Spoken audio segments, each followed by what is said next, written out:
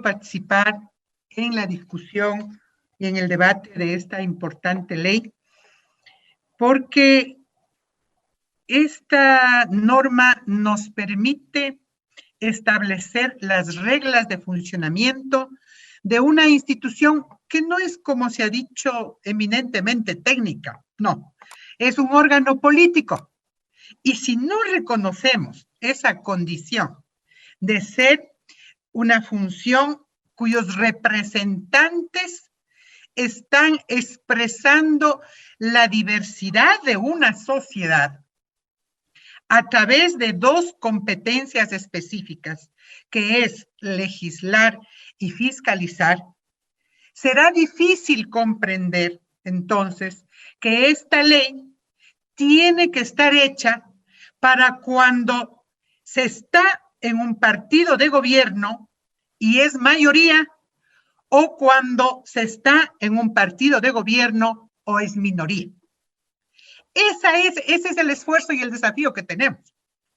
Porque los criterios que están al vaivén de las circunstancias y los criterios de hacer normas en función de las coyunturas, va a ser difícil tener certezas de que estamos haciendo bien las cosas.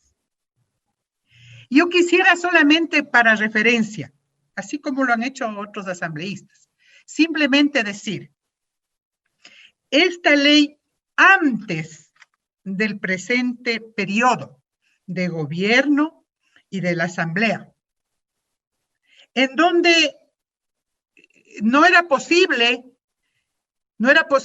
ubicarse en la tarea política, porque nosotros somos políticos, en la tarea política, cuando un presidente o un candidato gana las elecciones con un programa político y sin embargo no cumple y asume otro. No sería posible analizar circunstancias como las que vivió el periodo de esta asamblea, cuando precisamente ante una llamada telefónica que comprometía al presidente de la asamblea en una amistad, a lo mejor no la más adecuada, y comprometía a lo mejor también intereses del pueblo ecuatoriano, fue destituido y no asumió la vicepresidenta.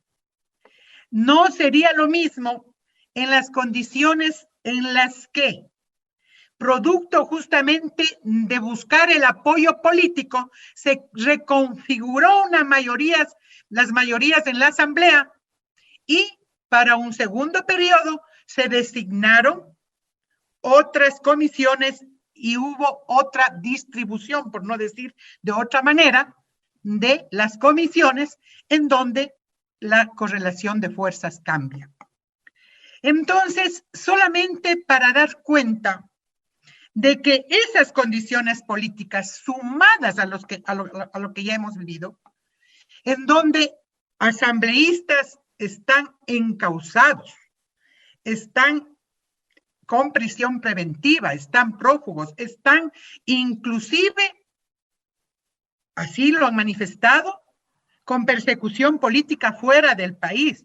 Claro que la norma tendrá que ajustarse, qué es abandono, qué se sigue pagando si es que están todavía con prisión preventiva, qué pasa si es que los asambleístas, o sea, están principalizándoles a los alternos. O sea, todas estas circunstancias hace realmente que la norma tenga que buscar la mayor objetividad, presidente, y no caer precisamente en esta situación de coyuntura.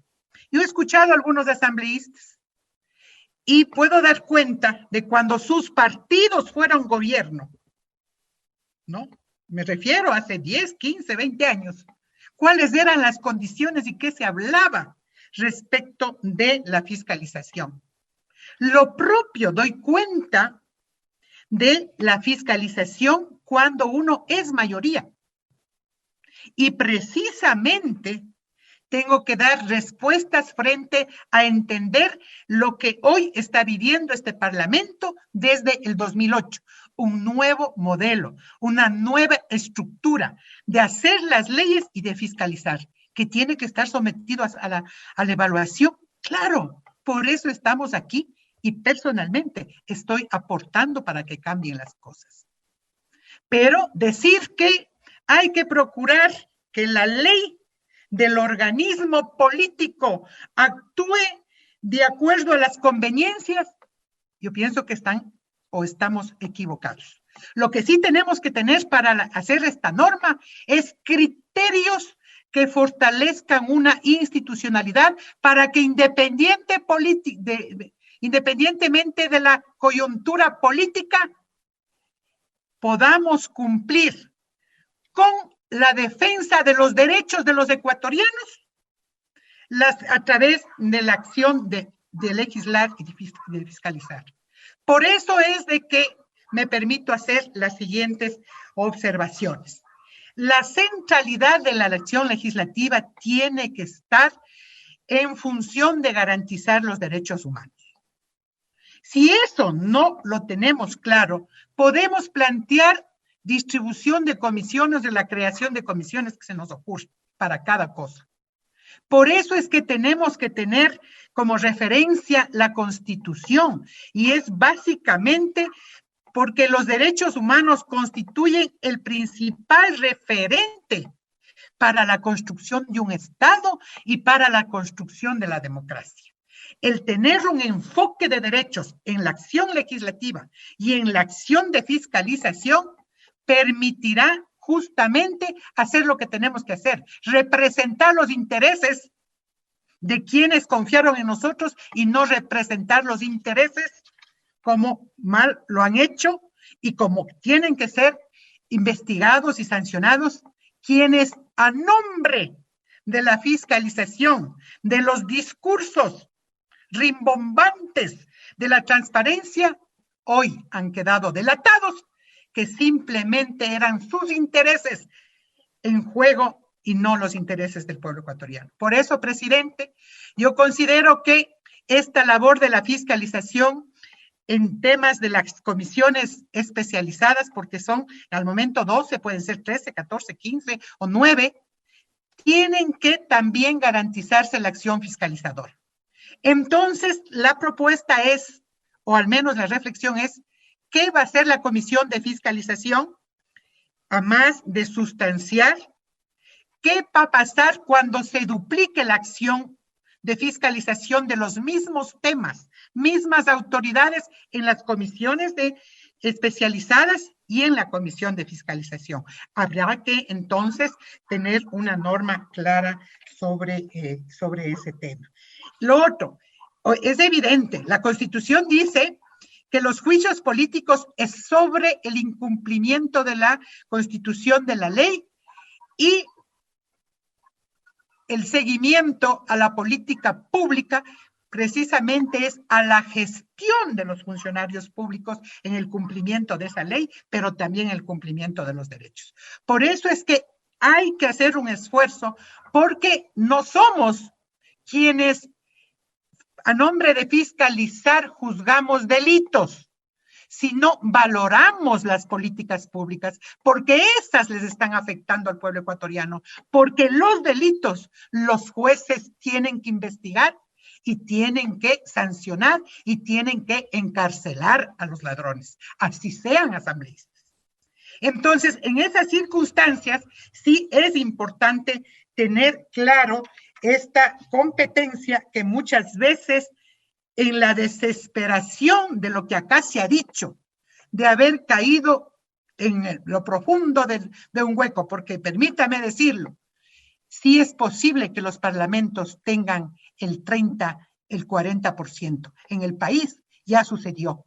Hace poco tuvimos, y al menos me cupo la honrosa posibilidad de haber sido parte de un parlamento que llegó al 43%.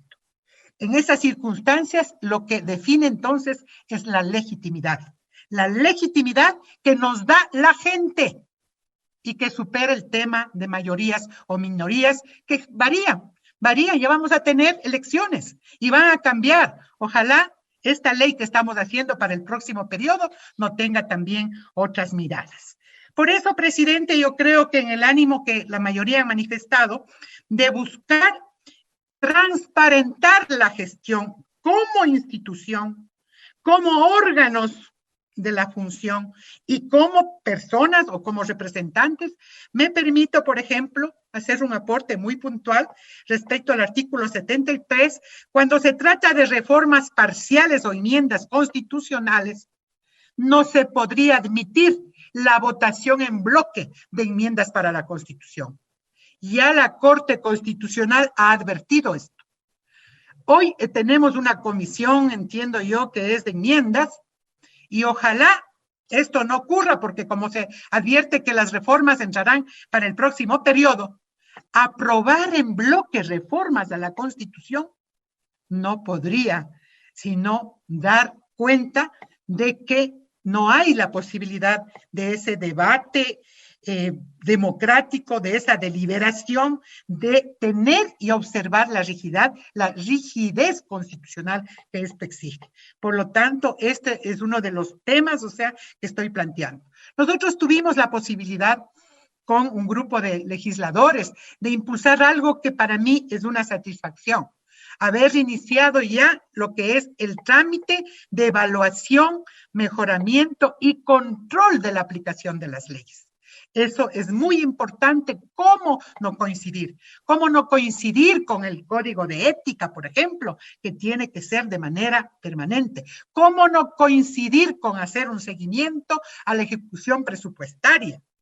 Pero también permítame decirle, presidente, tenemos la posibilidad de hacer ese seguimiento hoy en las comisiones, pero hemos dejado de hacerlo. Por eso es importante también hacer desde el órgano administrativo un seguimiento a las responsabilidades que tienen las comisiones. Porque aquí habemos de todo, presidente, habemos de todo.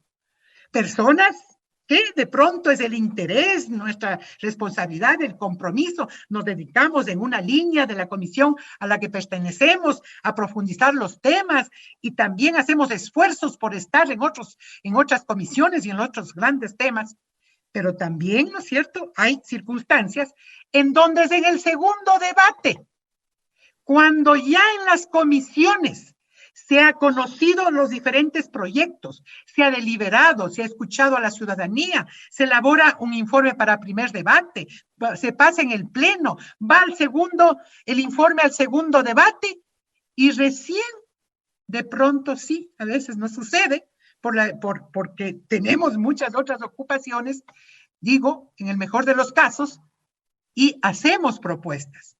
Pero estas propuestas tienen que estar en sintonía con el interés, con el propósito, con el objetivo de la reforma o de la creación o el proceso, debe respetar el proceso de la construcción de la ley.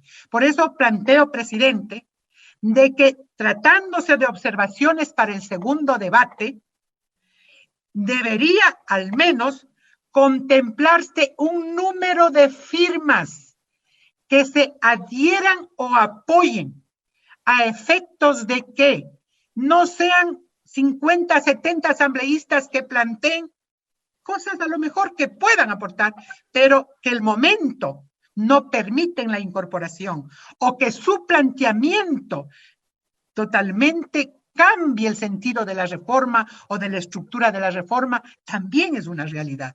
Entonces, en estas circunstancias hay cosas que tenemos que entender el proceso de construcción de la ley en este modelo. O cambiamos de modelo, reemplazamos por otro, pero en este modelo que está, tenemos que realmente ser objetivos frente a las propuestas. Finalmente, yo quería decir que una gestión de una función como la nuestra tiene que cumplir, como acá ya se ha dicho, lo que se está discutiendo en el mundo, hacia dónde van los parlamentos en el mundo. O sea, lo que nos pasa a nosotros, los problemas que tenemos, claro, a diferencia de los países desarrollados y de los países en desarrollo, sí, hay abismos a lo mejor, pero todos vamos hacia allá. Vamos realmente a ser parlamentos abiertos, en donde la transparencia es la garantía inclusive de la sobrevivencia de la democracia, no de los asambleístas, no de tal o cual partido, porque hay que valorar lo que somos como función respecto del sistema democrático.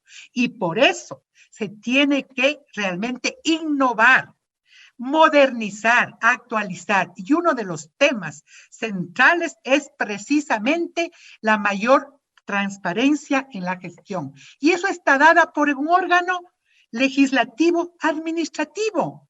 En general, las herramientas para hacer posible que se traduzca la gestión del parlamentario en un tema público en todo momento, para que no ocurra como alguien decía. Si alguien no trabaja, si alguien falta, si alguien roba, si alguien, no cumple sus obligaciones, no sean las condiciones políticas las que lleven a actuar de una u otra manera, sino estén dadas las herramientas para transparentar la gestión institucional, los procesos de fiscalización y de construcción de la ley y la representación que ostentamos. Porque lo que somos no es menor cosa. Cada uno representamos voluntad democrática, y por eso no se trata simplemente de entrar en procesos de cacería de brujas, porque no es la persona la que se le destituye, a la que se le sanciona, sino se cuestiona realmente una representación, y eso también hay que tomar muy en cuenta.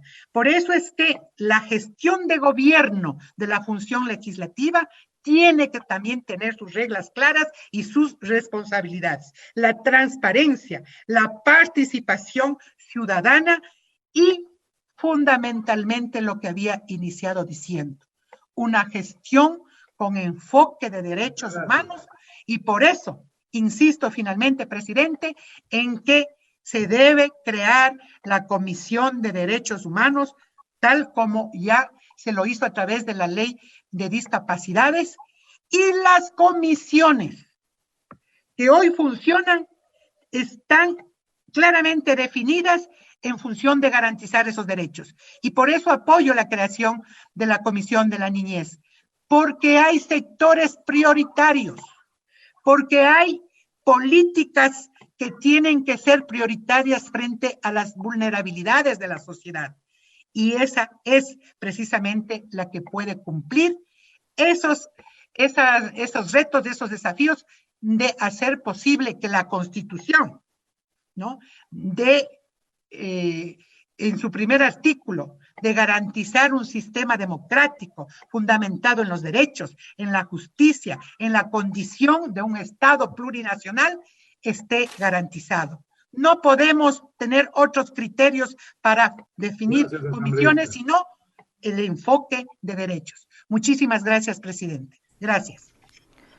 Concluye la asambleísta Silvia Salgado con sus aportes en torno a este debate. Tiene la palabra la asambleísta Panuccia Colamarco.